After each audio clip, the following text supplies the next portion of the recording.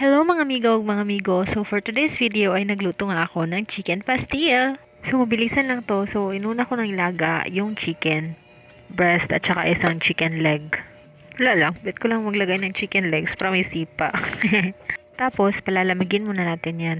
So, prepare ko na rin yung mga spices na gagamitin ko. So, yan, sibuyas dahon, sibuyas, bawang, luya, tsaka konting sili green. Tapos, gaganyanin ko lang yung chicken para mas madaling lumamig.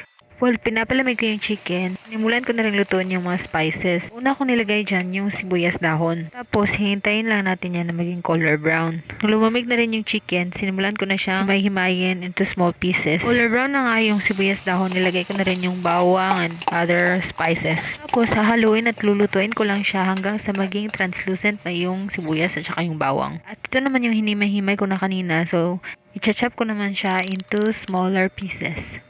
Pagkatapos ko siyang i-chop nilagay ko na rin siya doon sa spices na una kong niluto kanina.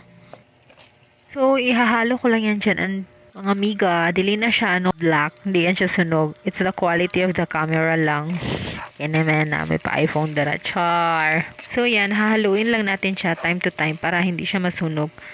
And kapag medyo brownish na yung chicken natin, pwede na yan siyang butangan o soy sauce. Pagkatapos, mekos-mekos ulit para magpantay yung lasa. At saka kapag ganyan ang itsura, girl, luto na yan, girl. Pwede na yung hanguin.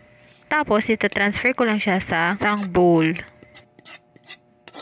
And meron pa akong baho na kanin dito. So, yes, we know the drill. We know the drill na para mas masarap. Kalo-kalo na to na dira. Tapos, nagluto na rin ako.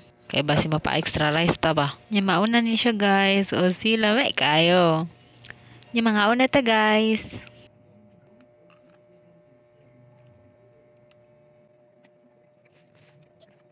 Yeah, baro to guys. Bye.